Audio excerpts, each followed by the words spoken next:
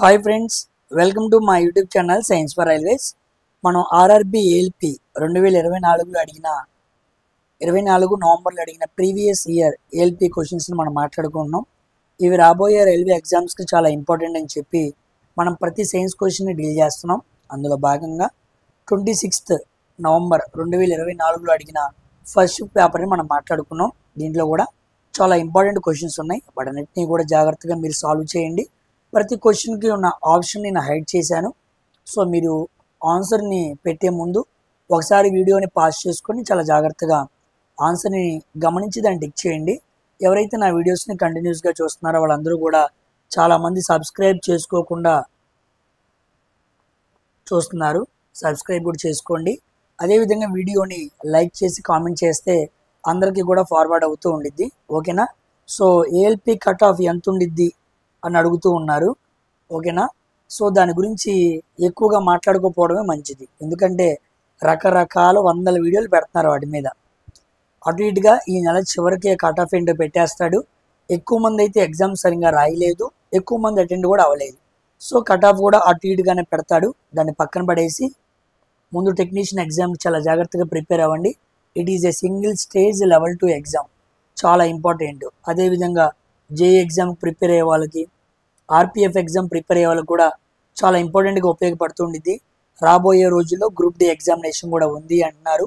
So science అనేది చాలా key role practice చేసింది కాబట్టి మీరు చాలా జాగ్రత్తగా ఉండి నేర్చుకోండి. ఓకేనా?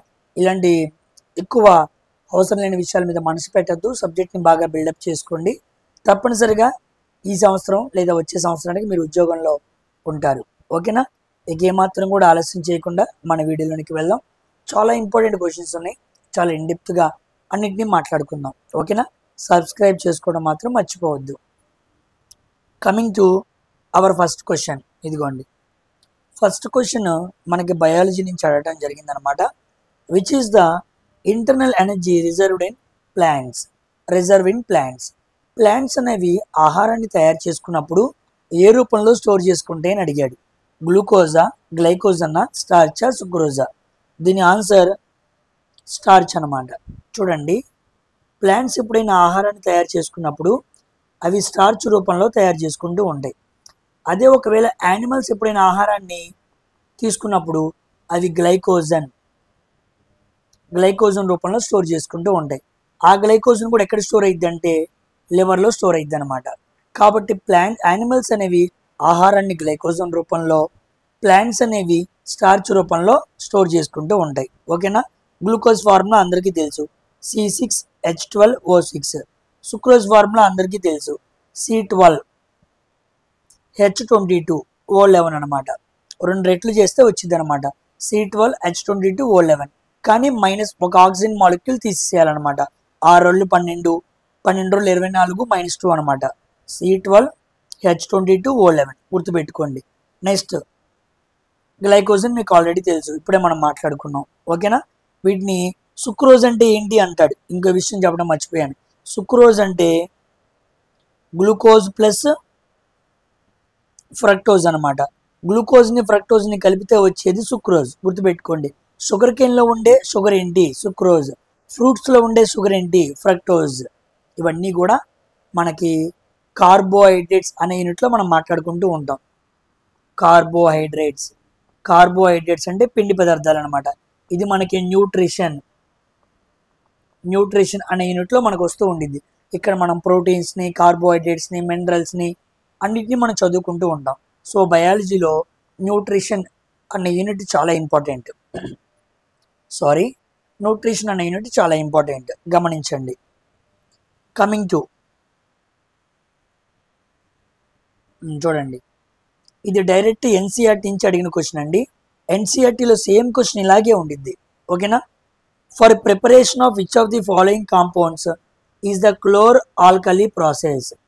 మనకి ఎన్సీఆర్టీ బుక్లో కెమికల్ ఈక్వేషన్స్ అనే యూనిట్ ఉండిద్ది. ఆ కెమికల్ ఈక్వేషన్స్ నుంచి డైరెక్ట్గా అడిగిన క్వశ్చన్. ఇది ఏ తెలుగు బుక్లో ఎక్కువగా కనపడదు. గుర్తుపెట్టుకోండి. క్లోర్ ఆల్కలీ ప్రాసెస్ అంటే ఏంటంటే ఎలక్ట్రోలైసిస్. చాలాసార్లు చెప్పాను, కరెంటును ఉపయోగించుకొని కెమికల్ బాండ్ని బ్రేక్ చేయడాన్ని ఎలక్ట్రోలైసిస్ అంటారు. సో ఎలక్ట్రోలైసిస్ ఆఫ్ NaCl అనమాట. ఒక NaCl ద్రావణాన్ని, ఒక NaCl ఉప్పుని వాటర్లో కలిపి దాని గుండా కరెంటుని పంపిస్తే అది ఎలా విడిపోయిద్ది అని అడిగాడు అనమాట. దాన్ని క్లోర్ ఆల్కలీ ప్రాసెస్ అంటారు, లేదా ఎలక్ట్రోలైసిస్ ఆఫ్ NaCl సొల్యూషన్ అంటారు. చూడండి, NaCl తీసుకున్నాను, వాటర్ని కలిపాను, కరెంటు ద్వారా బ్రేక్ చేస్తే నాకు NaOH, నెక్స్ట్ క్లోరిన్ ఫామ్ అయింది అనమాట. క్లోరిన్ ఫామ్ అయింది. NaOH అంటే కాస్టిక్ సోడా, దీన్ని కాస్టిక్ సోడా అంటారనమాట. స్ట్రాంగెస్ట్ బేస్ మనకి OH అని కనపడింది అనుకోండి, OH మైనస్ అయాన్స్ ఇస్తే అది బేస్ అనమాట. So caustic soda and next chlorine అనమాట. కాబట్టి మనం NaCl ఉప్పుని వాటర్తో కలిపి కరెంటు ప్రవహింప చేస్తే NaOH కాస్టిక్ సోడా, క్లోరిన్ అనేవి ఫామ్ అవుతాయి. ఈ రెండింటి ఫామ్ అవటాన్ని క్లోర్ ఆల్కలీ ప్రాసెస్ అంటారు. క్లోర్ ఆల్కలీ, ఆల్కలీ అంటే నీటిలో కరిగే బేస్ ఏర్పడడం, క్లోర్ అంటే క్లోరిన్ అనమాట. ఓకేనా? ఇది మనకి NCERT కెమికల్ ఈక్వేషన్స్లో ఉండిద్ది. కావాలంటే మీరు వెళ్ళి తర్వాత ఓపెన్ చేసి కూడా చూడండి. నెక్స్ట్ ప్రాబ్లం అడిగాడు, న్యూమరికల్స్ అడుగుతాడని మనం మాట్లాడుకున్నాం కదా. The work done by the constant force equal to 5 newtons acting on a body, work equal to 5 joules. The displacement of the body in the direction of applied force. మనకి force అదేవిధంగా work ఇచ్చాడు, displacement ఎంతో కనుక్కోమన్నారు. W equal to F into S. W అంటే 5, F అంటే 5, S 5 cancel, S equal to 1 metre అనమాట. So displacement 1 metre. కాబట్టి 5 Newton's force 5 joules work జరిగిందంటే వస్తువు 1 మీటర్ జరిగినట్టు, డిస్ప్లేస్ అయినట్టు.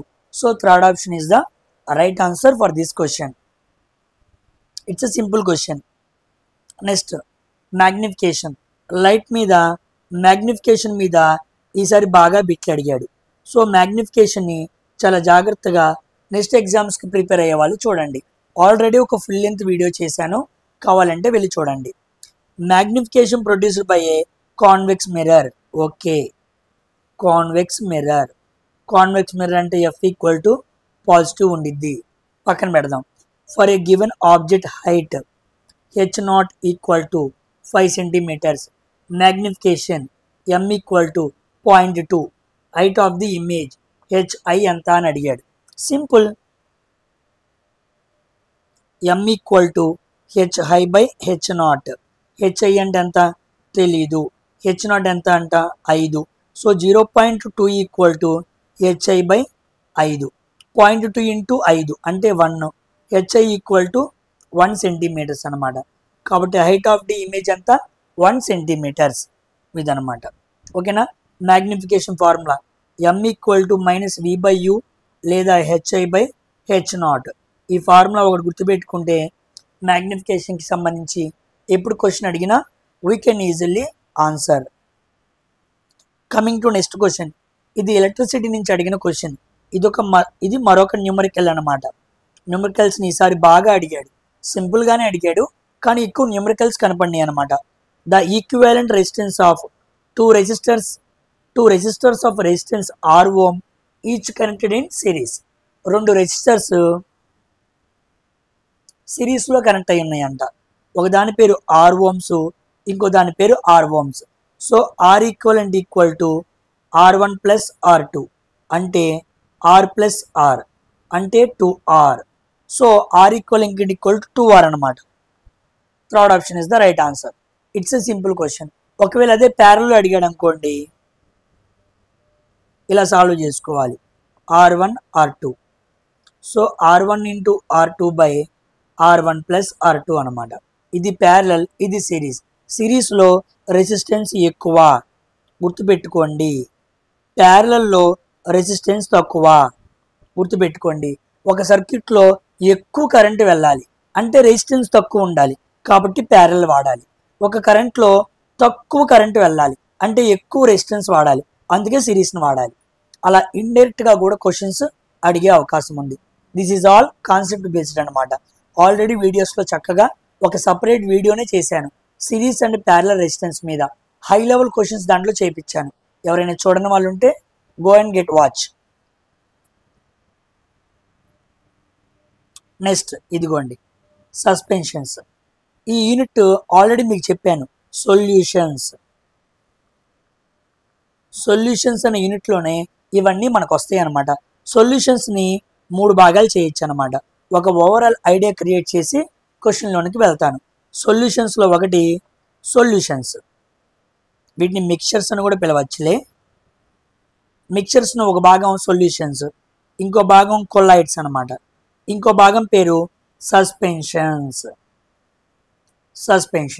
మిక్చర్స్ని 3 భాగాలు చేశారు. Solutions, colloids, suspensions. మళ్ళీ కొలైడ్స్లో ఇంకోటి ఉండిద్ది, దాని పేరే ఎమల్షన్స్. చాలామందికి క్లాసిఫికేషన్ తెలియదు, ఇవన్నీ ఏంటా అని అనుకుంటూ ఉంటారు. ఇది అనమాట ఓవరాల్ ఐడియా. అయితే ఇప్పుడు చూడండి, which of the following options does not, అంటే దీంట్లో 3 రైట్ ఉన్నాయి, ఒకటి రాంగ్ ఉందన్నమాట. చూద్దాం. అసలు ముందు సస్పెన్షన్ అంటే ఏంటో చెప్పి క్వశ్చన్ దగ్గరికి వెళ్తా, అప్పుడు మీకు బాగా అర్థమైద్ది. ఉదాహరణకి ఒక చాక్ పౌడర్ తీసుకోండి, ఒక చాప్లిస్ని పౌడర్ చేయండి, దాన్ని తీసుకెళ్ళి వాటర్లో కలపండి. ఓకేనా? చాప్లిస్ని ముక్కలు చేసి వాటర్లో కలిపామనుకోండి, పూర్తిగా కలిసిద్దా? కలవదు. ఒక సాల్ట్ వాటర్లో కలిసినట్టు, ఒక షుగర్ వాటర్లో కలిసినట్టు ఈ చాక్ పౌడర్ వాటర్లో కలవదు. అవి కనపడుతూనే ఉంటాయి అన్నమాట, కలవలేదు అంటానికి.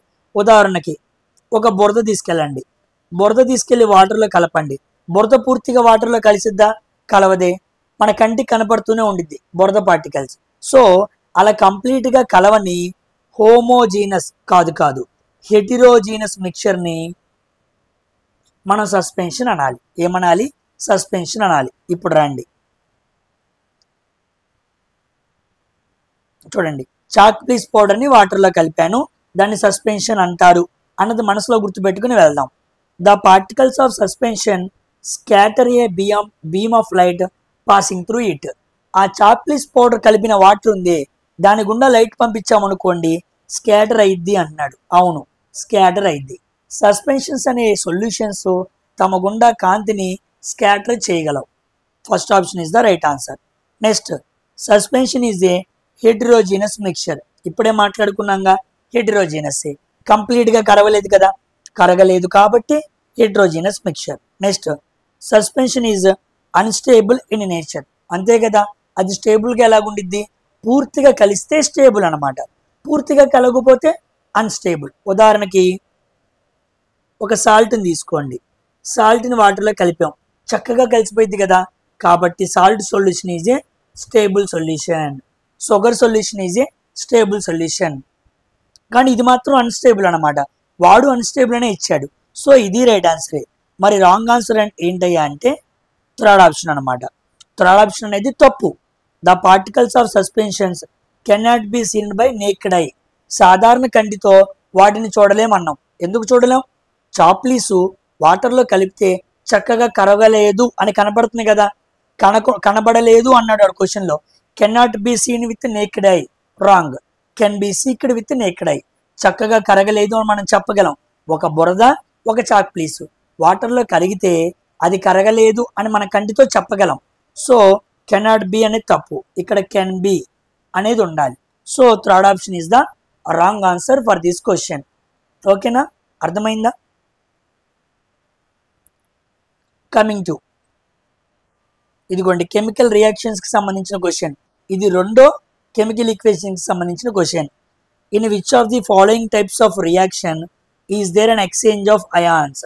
ఎక్స్చేంజ్ ఆఫ్ అయాన్స్ అనేది ఏ రియాక్షన్స్లో జరిగిద్ది అని అడిగాడు. ఉదాహరణకి Na plus Cl minus. Na ఒక ఎలక్ట్రాన్ని క్లోరిన్కి ఇచ్చింది, క్లోరిన్ ఒక ఎలక్ట్రాన్ని సోడియం నుంచి తీసుకునిద్ది, అప్పుడు NaCl అనేది ఫామ్ అయింది. కాబట్టి ఇదేమో క్యాటయాన్, ఎలక్ట్రాన్ ఇస్తుంది కాబట్టి, ఇదేమో యానియాన్, ఎలక్ట్రాన్ తీసుకుంటుంది కాబట్టి ఒకరు ఇస్తున్నారు, ఒకరు తీసుకుంటున్నారు. ఎక్స్చేంజ్ ఆఫ్ అయాన్స్ జరిగింది కదా, అది డబుల్ డిస్ప్లేస్మెంట్లో జరిగింది అనమాట. So double displacement reaction is a exchange of ions reaction. Direct question ఎన్సీఆర్టీలోనే ఉండిద్ది. ఓకేనా? డీకంపోజిషన్ అంటే విడిపోవడం అనమాట. ఏబి అనేది ఏ ప్లస్ బిగా విడిపోయిద్ది అనమాట. ఎడిషన్ అంటే కలవటం అనమాట. ఏ ప్లస్ బి కలిసి ఏబిగా ఫామ్ అయింది అనమాట. ఎడిషన్ అంటే కలవటం, డీకంపోజిషన్ అంటే విడిపోవటం అనమాట. డిస్పోర్షన్ అనే రియాక్షనే లేదు, ఏదో సంథింగ్ అలా ఆప్షన్ కోసం ఇచ్చాడనమాట. ఓకేనా. Coming to next question. ఇది మనకి నర్వస్ సిస్టమ్ బయాలజీ నుంచి అడిగిన క్వశ్చన్ అనమాట. అదర్ దెన్ నర్వస్ సిస్టమ్, నాడీ వ్యవస్థ కాకుండా which other system helps in control and coordination in our body. నాడీ వ్యవస్థ కాకుండా మన బాడీలో వేరే వ్యవస్థ ఏమైనా ఉందా control and coordination of body చేయడానికి అని అడిగాడు. ఎస్ ఉంది. ఏంటయ్యా అంటే ఎండోక్రైన్ సిస్టమ్ అన్నమాట. ఎండోక్రైన్ సిస్టమ్ అనేది మన బాడీలో హార్మోన్స్ గురించి మాట్లాడుతూ ఉండిద్ది అనమాట. ఓకేనా.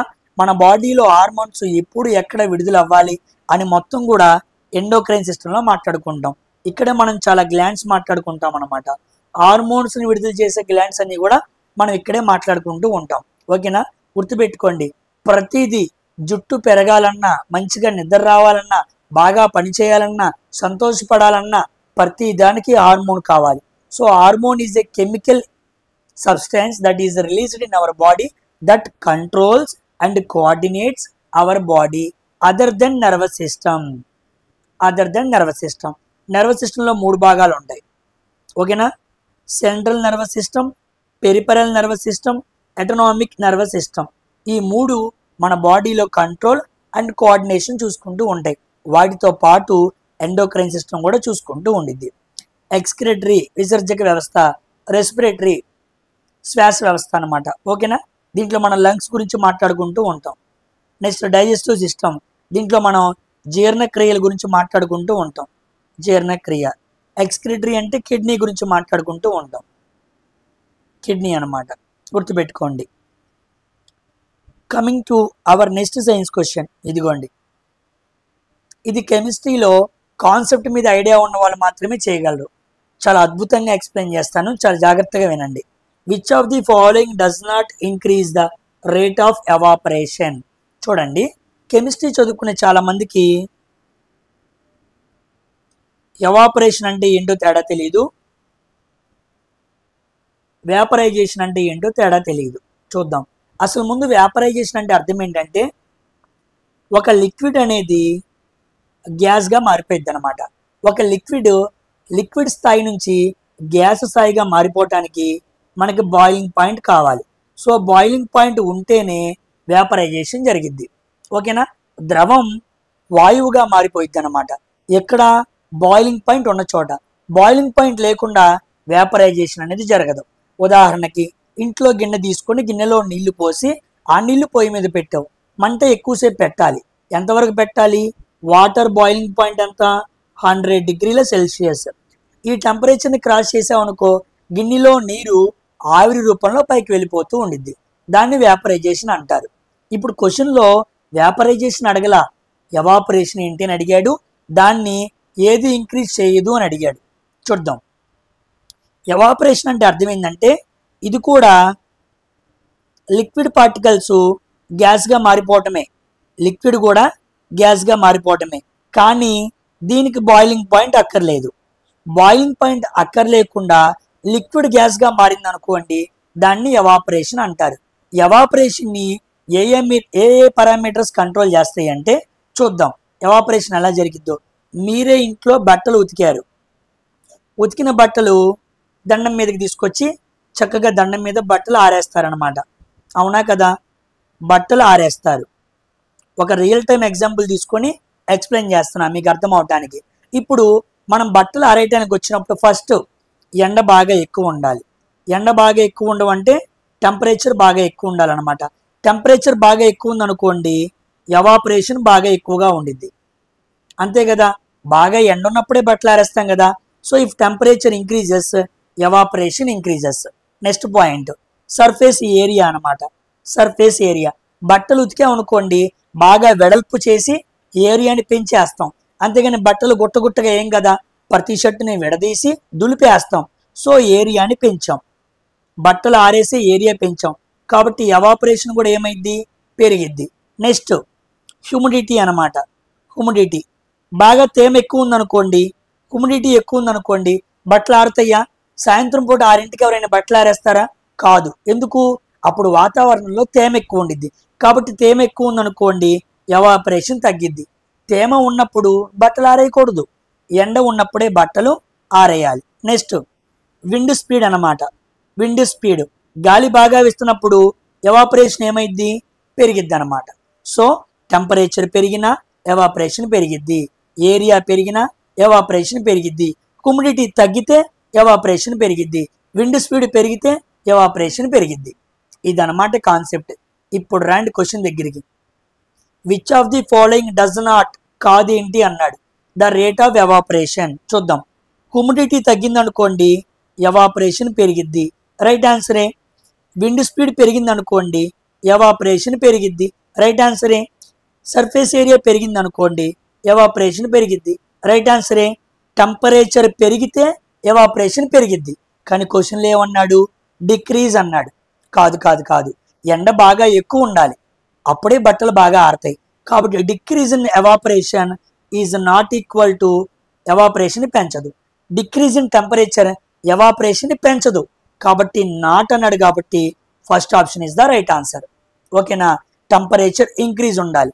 సో ఇక్కడ ఇంక్రీజ్ అని రాసుకుంటే క్వశ్చన్ రైట్ అనమాట. కానీ వాడు డిక్రీజ్ అని రాశాడు, అందుకే wrong. First option is the wrong answer. ఓకేనా, అర్థమైందా?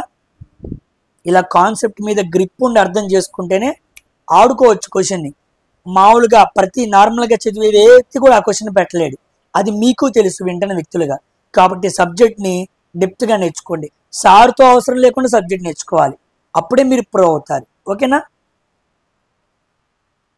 Coming to next question.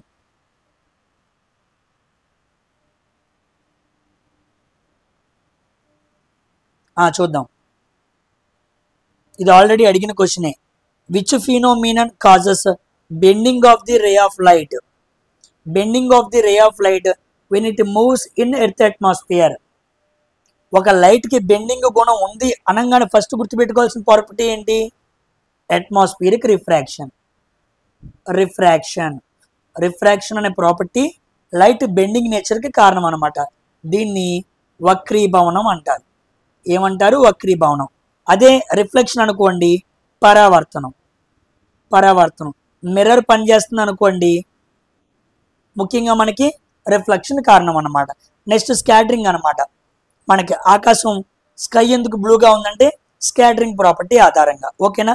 Rainbow ఎందుకు ఏర్పడుతుంది అంటే డిస్పర్షన్ అనే ముఖ్యమైన ప్రాపర్టీ ఆధారంగా. లైటు రకరకాల రంగులుగా విడిపోయిద్ది. When it goes through a prism అనమాట.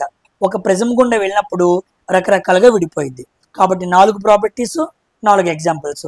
లైట్లో ప్రాపర్టీస్ చాలా ఇంపార్టెంట్. లైట్లో ముందు మిర్రర్ చదువుకో, తర్వాత లెన్సెస్ చదువుకో, రెండింటి మీద ప్రాబ్లమ్స్ చక్కగా నేర్చుకో, ఆ తర్వాత ప్రాపర్టీస్ నేర్చుకో. ఏ క్వశ్చన్ వచ్చినా ఆడుకోవచ్చు. నెక్స్ట్ బయాలజీకి సంబంధించి మంచి question. Which of the following lakhs membrane? Cell membrane అంటారు. సెల్ మెంబ్రెయిన్ అంటే అర్థం ఏంటంటే సెల్ మెంబ్రెయిన్, సెల్ వాల్ కాదండి. సెల్ వాల్ వేరు, సెల్ మెంబ్రెయిన్ వేరు. సెల్ మెంబ్రెయిన్ అంటే కణత్వచం అంటారు. కణత్వచం. ఓకేనా.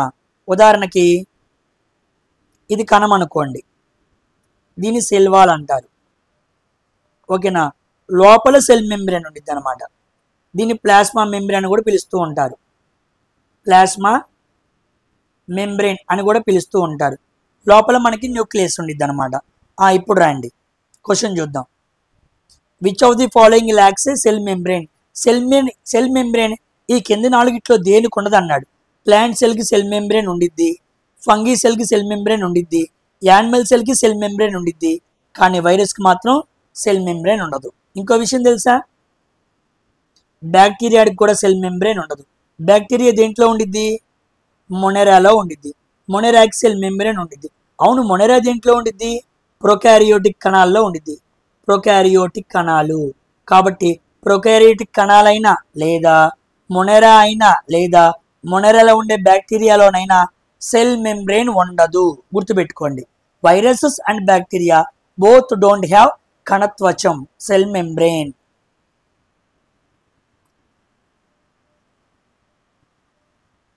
నెక్స్ట్ మనకి నర్వ్ సెల్ తెలుసు కదా. ఇదిగోండి నర్వ్ సెల్ బొమ్మ గీస్తా చూడండి, సింపుల్గా మీకు అర్థం అవటానికి. ఇక్కడ మనకి ఇంట్రికల్ లాగా ఉంటాయి అన్నమాట. ఇక్కడ మనకి ఇలా యాక్సాన్ ఉండిద్ది అనమాట. మళ్ళీ ఇటు పక్కన చిన్నగా ఇలా ఉంటాయి, వీటిని టిప్స్ అంటారు. ఇక్కడ పక్కన మనకి ఇలా ఉంటాయి అన్నమాట. రణ్వీర్ కణుపులు ఉంటాయి మధ్యలో, రణ్వీర్ నోట్స్ అంటారు, రణ్వీర్ నోట్స్ అన్నమాట. ఓకేనా. వీటిని శ్వాన్ సెల్స్ అంటారు లోపల. వీటిని సినాప్టిక్ నాబ్స్ అంటారు, సినాప్టిక్ నాబ్స్. ఒక నర్వ్ సెల్ మరొక నర్వ్ సెల్తో కలవడానికి అనమాట. ఈ మొత్తాన్ని యాక్సాన్ అని పిలుస్తారు. ఏంటి? యాక్సాన్. వీటిని డెండ్రైట్స్ అంటారు, డెండ్రైట్స్ అంటారు. ఓకేనా. లోపల న్యూక్లియస్ ఉండిద్ది అనమాట. దీన్ని నర్వ్ సెల్ అంటారు. చూద్దాం. Which part of the neuron is responsible for acquiring information? మన ఒక నర్వ్ సెల్ నుంచి మరొక నర్వ్ సెల్కి ఇన్ఫర్మేషన్ ట్రాన్స్ఫర్ అవడానికి ఏది ఎక్వైర్ చేసుకునేది అని అడిగాడు. యాక్సానా? కాదు. సెల్ బాడీయా? కాదు. సినాప్సా? కాదు. డెండ్రైటిక్ ట్రిప్ అనమాట. ఇదిగో దీని అనమాట. వీటినే డెండ్రైట్స్ అంటారు.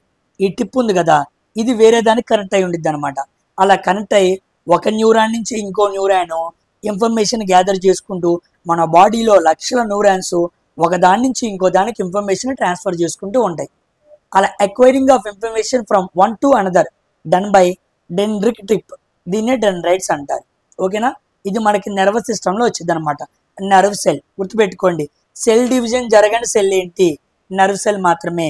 Longest cell in our body, longest cell in our body is nerve cell. Cell division ఈ సెల్లో జరగదు, గుర్తుపెట్టుకోండి. నెక్స్ట్ ఇదిగోండి, ఫిజిక్స్లో మనకి బియాన్సీ ఫోర్స్ అని ఉండిద్ది.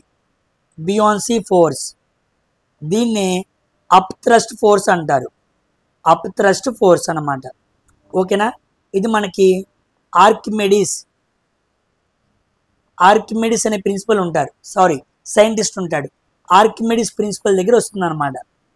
ఆర్కిమెడిస్ అనే సైంటిస్ట్ ఒక ప్రిన్సిపల్ని నోట్ చేశాడు. అక్కడ మనకు వచ్చేది బియాన్సీ ఫోర్స్ లేదా అప్ థ్రస్ట్ ఫోర్స్. ఏంటో చూద్దాం. ఇది direct NCERT question. NCERT 9th క్లాస్లో యాక్టివిటీ 9.4లో ఉన్న క్వశ్చన్ డైరెక్ట్గా దింపాడు అనమాట. ఓకేనా. చూద్దాం. Win an empty bottle is closed air tight and pushed inside the water, it bounces back when it is released. అంటే అర్థం ఏంటంటే, ఒక బకెట్ తీసుకొని బకెట్లో చక్కగా వాటర్ని పోసి, మీరు ఇంటి దగ్గర కూడా ట్రై చేయండి, ఇది మీకు క్లియర్గా ఇంకా బాగా అర్థమైంది. ఓకేనా.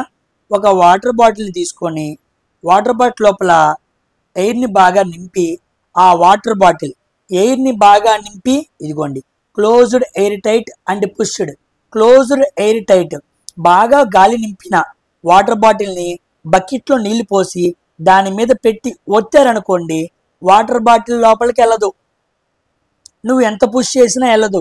అవును, ఎందుకు వెళ్ళలేదంటే వాటర్లో కనపడకుండా ఒక ఫోర్స్ అనేది వాటర్ బాటిల్ని పైకి నెడుతూ ఉండిద్ది.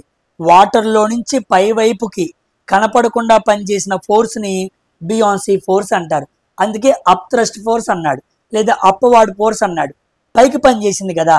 మీరు ఇంట్లో కూడా అంతే, బకెట్ని బాగా వాటర్తో నింపి చేయి పెట్టి వత్తండి, లేదా జగ్గుతో వట్టండి, వెళ్ళదు కింద కనపడకుండా ఒక ఫోర్స్ అనేది పైకి నెట్టిందనమాట.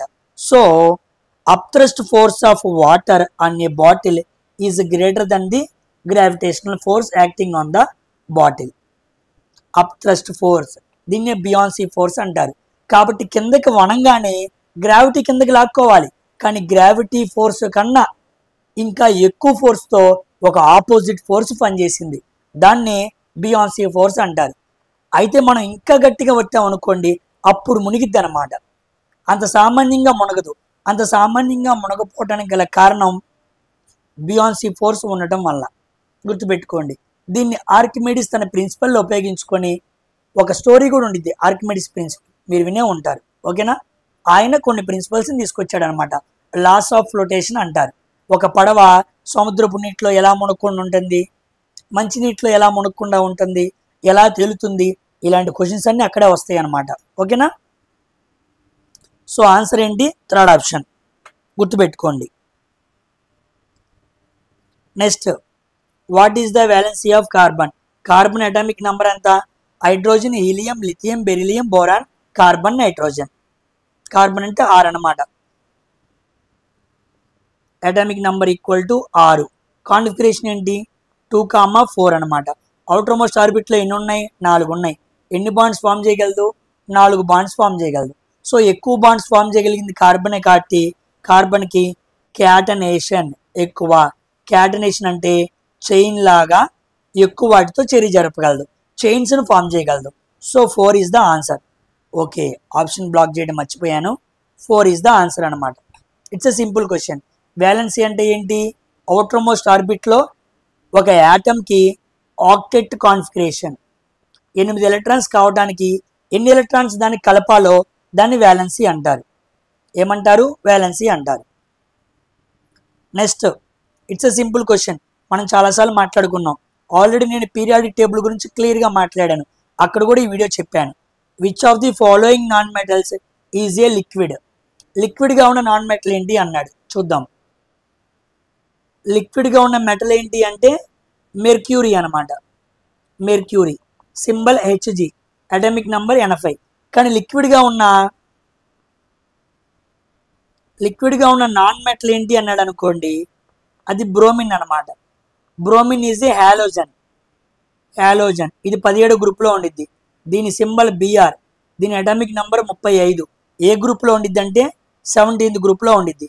ఇది నాన్ మెటల్ అనమాట. అర్థమైందా? సో ద్రవ రూపంలో ఉండే మెటల్, ద్రవ రూపంలో ఉండే non metal. So bromine is the answer అనమాట, గుర్తుపెట్టుకోండి. నెక్స్ట్, యానిమల్ కింగ్డమ్ నుంచి అడిగిన question. Which of the following organisms does not show asexual reproduction? Asexual reproduction sex ఆర్గాన్స్తో కాకుండా ఒక కణం తన జాతిని వృద్ధిపరుచుకుంటే దాన్ని అసెక్షువల్ రీప్రొడక్షన్ అంటారు, బై మీన్స్ ఆఫ్ ఫిజన్. అర్థమైంది? అసెక్షువల్ రీప్రొడక్షన్లో ఒక పద్ధతి ఫిజన్. ఫిజన్ అంటే విడిపోవడం అన్నమాట. ఈ ప్లాస్మోడియం, ఈ అమీబా, ఈ లీష్మేన్ ఇవన్నీ కూడా ప్రోటోజోవా జీవులు అనమాట. ప్రోటోజోవా. అర్థమైందా? ప్రోటోజోవా అనేవి చాలా ప్రమాదకరమైన జీవులు. ప్లాస్మోడియం, అమీబా, లీష్మేనియా, ఈ ప్రోటోజోవా అన్నీ కూడా ఫిజన్ అనే అసెక్షువల్ రీప్రొడక్షన్ ద్వారా తమ జాతిని వృద్ధిపరుచుకుంటూ ఉంటాయి. So answer for this question is ఎర్త్వామ్ అనమాట. ఎర్త్వామ్, వానపాము. వానపాము అనేది అసెక్షువల్ రీప్రొడక్షన్ జరపదు. వానపాము అనేది మనకి అనిలెడా వెన్నుమొక్క లేని జీవుల్లో అనిలెడా అనే జీవులు ఉంటాయి, ఫైలం అక్కడ ఉండిద్ది అనమాట. అనిలెడాలో మనకి ఒక ఎర్త్వామ్ కనపడుతూ ఉండిద్ది, మరొకటిది లీచ్ అనమాట. లీచ్ అంటే జలగ. ఎర్త్వామ్, జలగ ఈ రెండు కూడా అనిలెడా అనే వర్గంలో కనపడుతూ ఉంటాయి. అవి అసెక్షువల్ రీప్రొడక్షన్ జరపవు. కానీ ప్రోటోజోవా ఫిజన్ అనే అసెక్షువల్ రీప్రొడక్షన్ జరిపి తమ జాతిని వృద్ధిపరుచుకుంటూ ఉంటాయి. కమింగ్ టు 73వ question, 73. It's a simple question. Which of the following physical quantities represents rate of change of velocity? బాగా గుర్తుపెట్టుకోండి. Rate of change of velocity అన్నాడు. రేట్ అంటే టైం అన్నమాట. ఇదిగోండి, final velocity minus initial velocity by time అన్నమాట. అంటే velocity by time అన్నమాట. Velocity by time అంటే acceleration, metre per second square. So rate of change of velocity అనేది మనకి యాక్సలరేషన్ సూచిస్తుంది అనమాట. యాక్సలరేషన్ గుర్తుపెట్టుకోండి. స్పీడ్ వేరు, వెలాసిటీ వేరు, రెండింటికి తేడా ఉండిద్ది సైన్స్లో. Next 75th question. డైరెక్ట్గా 75th క్వశ్చన్ కూడా యానిమల్ కింగ్డమ్లో మనకి యూనిసెల్యులర్, ఏకకణం బహుకణం మీద అడిగాడు అనమాట. Which of the following organisms is not unicellular అన్నాడు. ఇదిగోండి, అమీబా ఇది unicellular, paramecium unicellular, Chlamydomonas unicellular. ఇవన్నీ కూడా ప్రోటోజోవా కణాలన్నీ కూడా యూనిసెల్యులర్. కానీ కానిదేంటి అన్నాడు కదా, ప్లాంట్స్ అనమాట. Plant is a multi cellular, గుర్తుపెట్టుకోండి. ఓకేనా?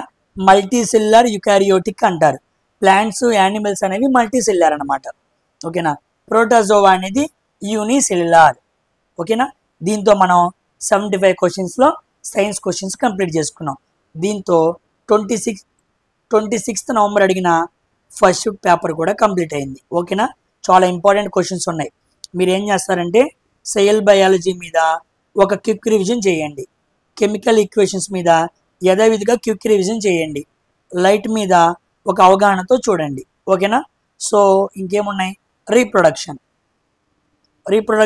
ఇన్ అసెక్షువల్ రీప్రొడక్షన్ చూడండి, బాగా అసెక్షువల్ రీప్రొడక్షన్ బాగా చూడండి. ఓకేనా? చిన్న చిన్న జీవుల్లో. నెక్స్ట్ యానిమల్ కింగ్డమ్లో వెన్నుముక లేని జీవులను బాగా గమనించండి, వెన్నుముక లేని జీవులను చక్కగా క్లాసిఫికేషన్ చూడండి. ఇవన్నీ కూడా మీకు తదుపరి ఎగ్జామ్స్లో బాగా ఉపయోగపడే అవకాశం ఉంది. ఓకేనా? నా వీడియోస్ని ఎవరు కంటిన్యూస్గా ఫాలో అవుతున్నారో వాళ్ళందరూ కూడా ఛానల్ని సబ్స్క్రైబ్ చేసుకుని అందరికీ షేర్ చేయండి. ఓకేనా? మరొక వీడియోతో మరొకసారి కలుద్దాం. Until then, thank you very much for watching my video. Bye.